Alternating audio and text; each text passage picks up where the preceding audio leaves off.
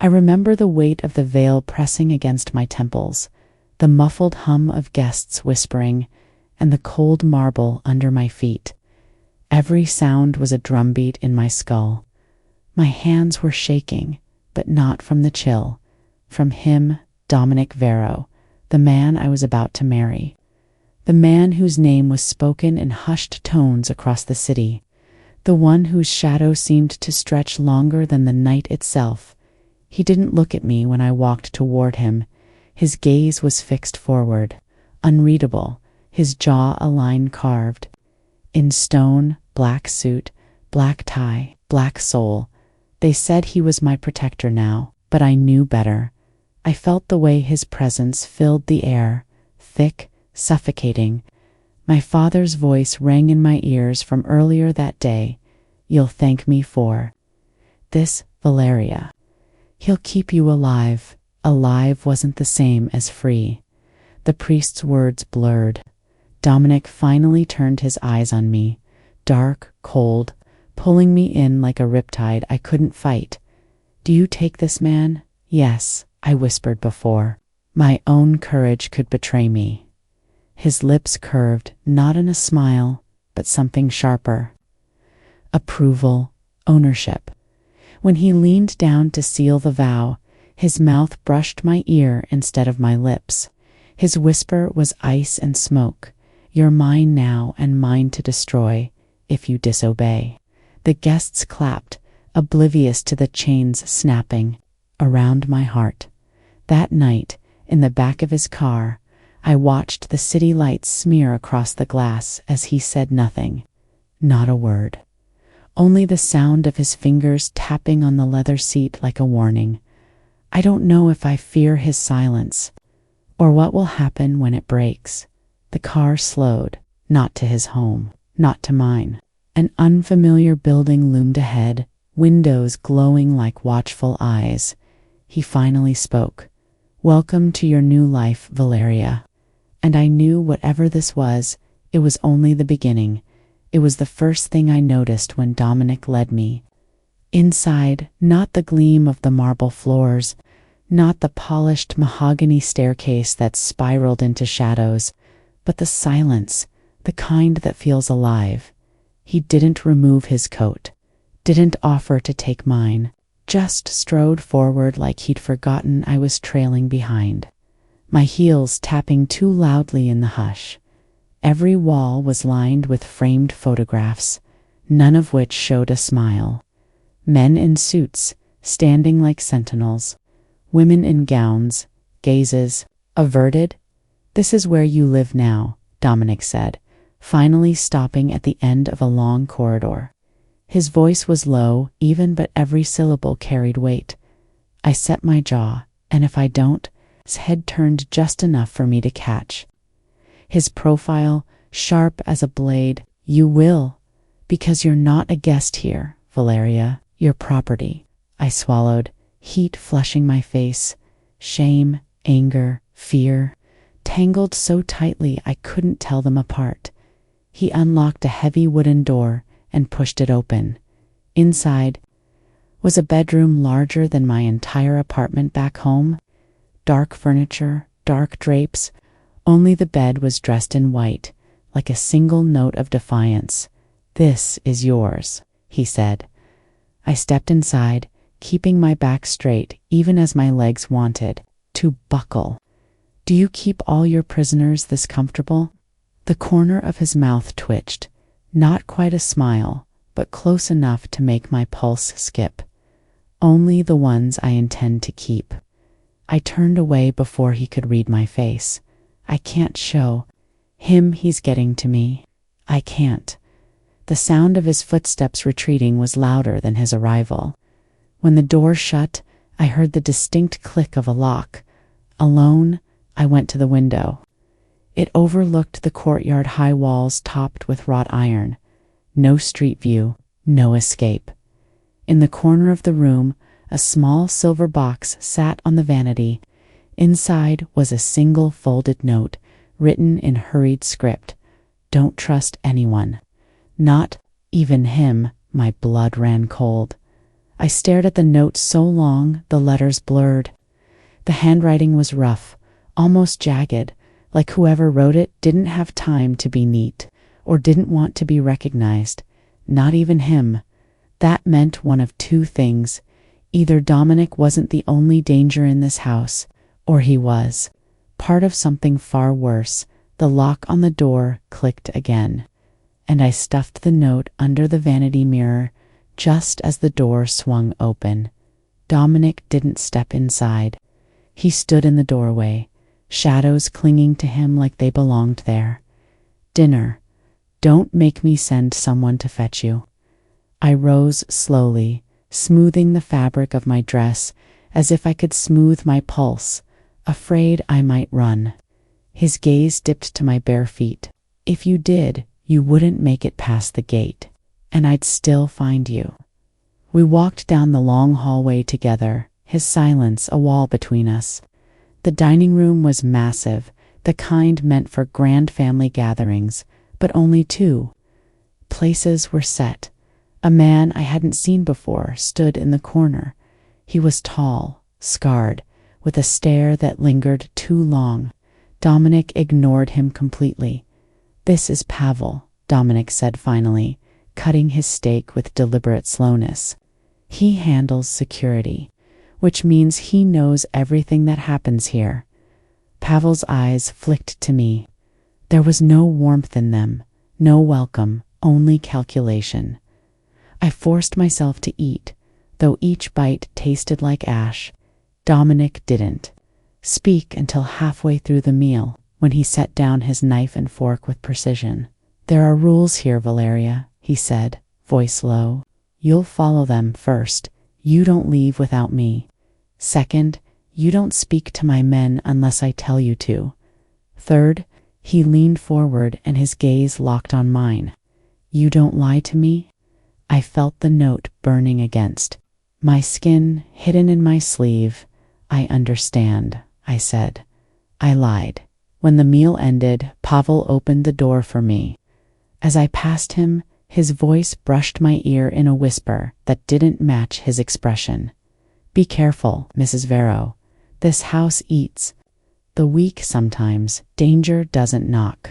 It slips under the door and waits." The house had its own heartbeat. I could hear it in the creak of the floors, the faint hum of security cameras, the whisper of footsteps in hallways I wasn't allowed to walk. I didn't sleep that night. Not because of Dominic, he hadn't come to my room, but because the note felt heavier than paper should by dawn. I'd decided to test the first rule. The courtyard was empty, the iron gate taller than any man. I touched it, just to see if it would give. The shock that jolted through my fingertips told me everything I needed to know. Electrified. A voice came from behind me, trying to leave already. I turned. Dominic was standing a few feet away, dressed in black, his hair slightly damp from a shower. He looked like someone who could blend into the shadows and make them follow him. "Just getting fresh air," I said. He stepped closer, and I could smell the faint trace of his cologne, something dark and expensive. "Fresh air is fine. Testing the perimeter is not." I lifted my chin. "I'm not a prisoner." His eyes narrowed, and for a moment I thought he might smile. "You're my wife, which is worse." Before I could answer, Pavel appeared in the doorway. "Boss, you need to see this." Dominic's attention shifted instantly. "My office now." I followed them down the hall, my curiosity sharper than my fear. The office smelled of leather and gun oil.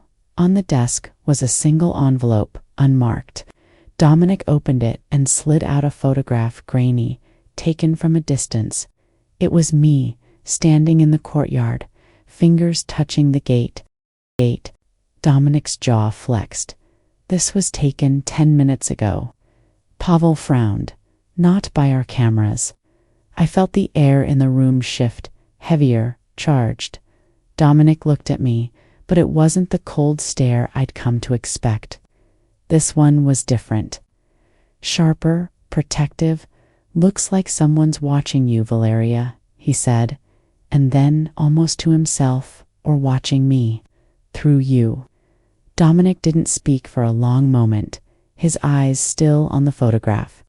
I couldn't read his face, but I could feel the storm in him, coiled and waiting. Who else knows I'm here? I asked finally. His gaze cut to me like a blade. No one that matters, or no one that should. That wasn't an answer. He slid the photograph into a desk drawer, locked it, and turned to Pavel. Double the perimeter guards and find out. Who's behind that lens? Pavel nodded once and left, closing the door with a quiet click. Now it was just the two of us.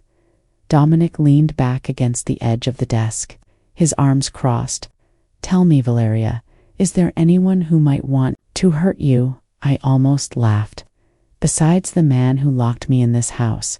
Something flickered in his eyes, not anger, but something colder, careful.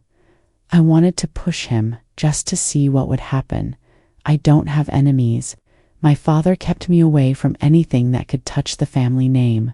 Dominic tilted his head. Your father has enemies, which means you do too. That thought settled into my bones like ice. He took a step toward me, close enough that I had to tilt my head back to meet his eyes.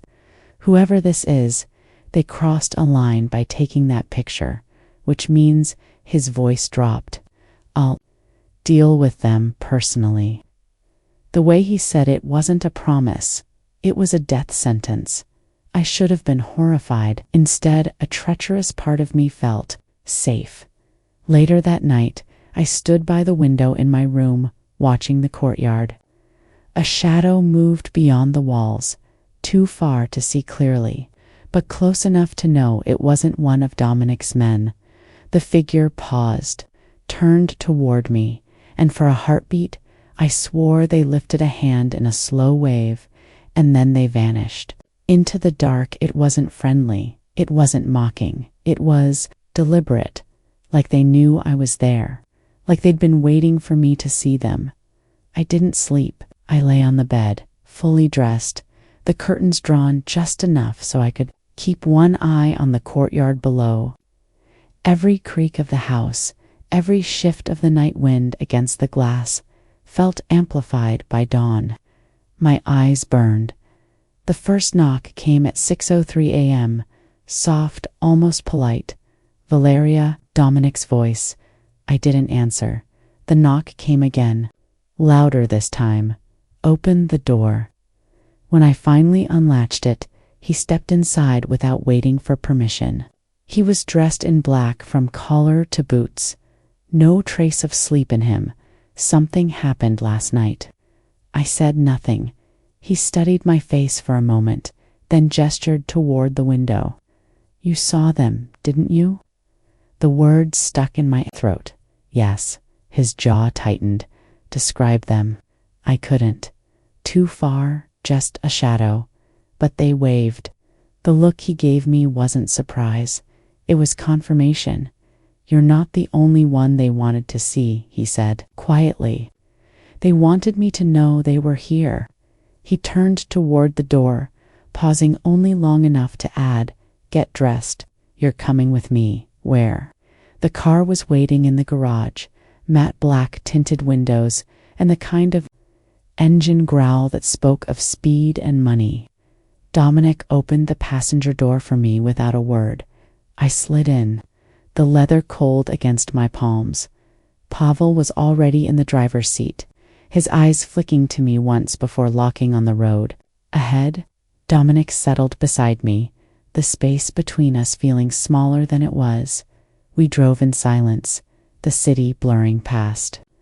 Streets I didn't recognize, alleys too narrow for sunlight, intersections where strangers stared as if they knew something I didn't. Finally, I broke the silence. You're not going to tell me where we're going? Dominic's gaze stayed. On the window, you'll see. That was never a good answer. After nearly an hour, we pulled into a warehouse district, the kind that looked abandoned until you noticed the cameras tucked under rusted awnings. Pavel parked beside a loading bay, killed the engine, and got out. Dominic gestured for me to follow. Inside, the air was thick with dust and oil.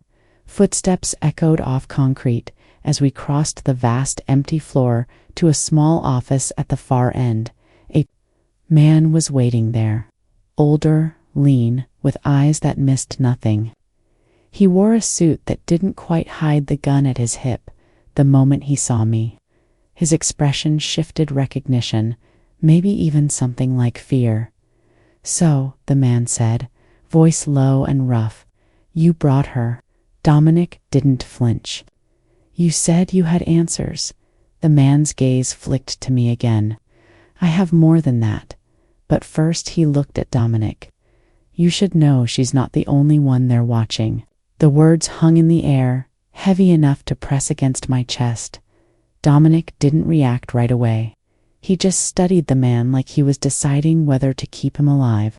"Explain," he said finally. The older man's fingers drummed against the desk. "They're watching you, your men, your shipments, and now." His eyes cut to me. Which means whatever this is, it's not about territory, it's personal. Dominic leaned forward, bracing both hands on the desk. "Names, I don't have them." The silence that followed was sharp enough to draw blood. The man swallowed, his voice dropping. "But I know who's pulling the strings." I hadn't realized I'd taken a step closer until I could smell the faint scent of gun oil on the man's clothes. He looked at me like he was weighing whether the truth was worth the risk. Then, slowly, "Your mother's family." It felt like someone had thrown ice water down my spine. "That's impossible." Dominic's eyes slid. To me, not pity, not surprise, just that same unreadable storm. "You told me they cut ties years ago." "They did," I said, though it sounded more like I was trying to convince myself. "They wanted nothing to do with us after I stopped." The man's gaze sharpened. "After your father married into the wrong bloodline," Dominic straightened, his voice like steel. "If this is true, then they made the first move." "Which means what?" I asked. His answer was simple. "It means we end it." We left the warehouse without another word. The air outside was sharp, carrying the tang of rain on concrete. Pavel was already at the wheel, the engine rumbling like it had been waiting for trouble. Dominic opened my door but didn't let me in. Instead, he stood there, one hand on the roof, eyes locked on mine. "Whatever you thought you knew about your family," he said, "burn it. It's not the truth anymore. Maybe it never was." I wanted to ask what he meant, but his tone made it clear he wasn't offering an explanation. The drive back was faster. No music, no conversation, just the low hum of the tires eating up the road when we reached the estate. Dominic didn't head for the main entrance. Pavel drove around the back, stopping near the old stone stables that had long been turned into storage. Dominic motioned for me to follow again. Inside, the air was warmer, but it wasn't the dust and wood that made me tense. It was the rows of metal lockers lining the far wall, each one sealed and marked with numbers. Dominic opened one and pulled out a thin, leather-bound file. He handed it to me. "Read." Inside were photographs, reports, copies of letters.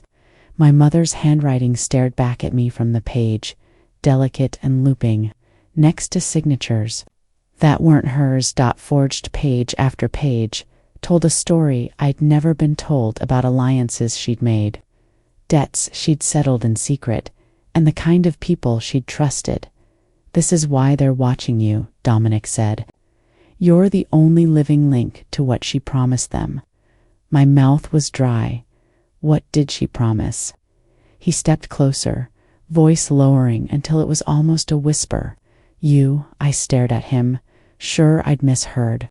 "Me." Dominic didn't look away. She offered you to them. My stomach turned. Offered me. For what? He closed the locker with a heavy metallic clang. An alliance. A binding one. Blood for blood. You were the guarantee. I felt the edges of the file digging into my hands, sharp enough to hurt. I was a child. That's why it worked, Dominic said flatly. You couldn't refuse, and they wouldn't forget. The words settled over me like ash. My mind kept tripping over the same thought. My mother did this. Not strangers, not enemies, her. Why now? I asked. Why come after me now? Dominic's gaze was cold, but there was a flicker of something else beneath it, something almost like anger on my behalf. Because your father kept them away as long as he could. But he's gone now, and they think I'm not going to be enough. I let out a bitter laugh. They're wrong, aren't they? His lips curved in something that wasn't quite a smile. Very. Before I could say more, Pavel's voice crackled. From the doorway, we've got movement on the south wall. Dominic's expression hardened instantly.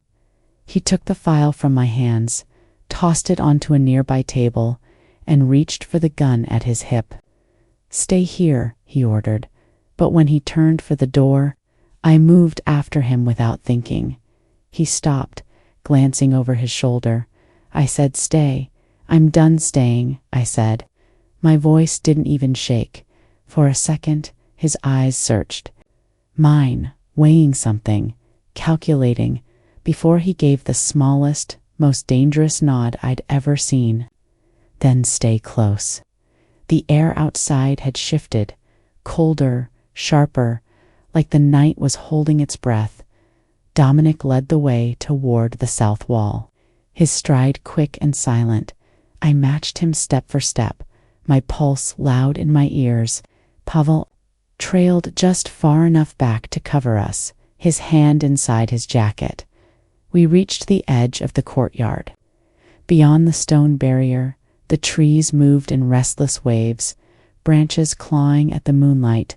Dominic slowed, scanning. They're still here.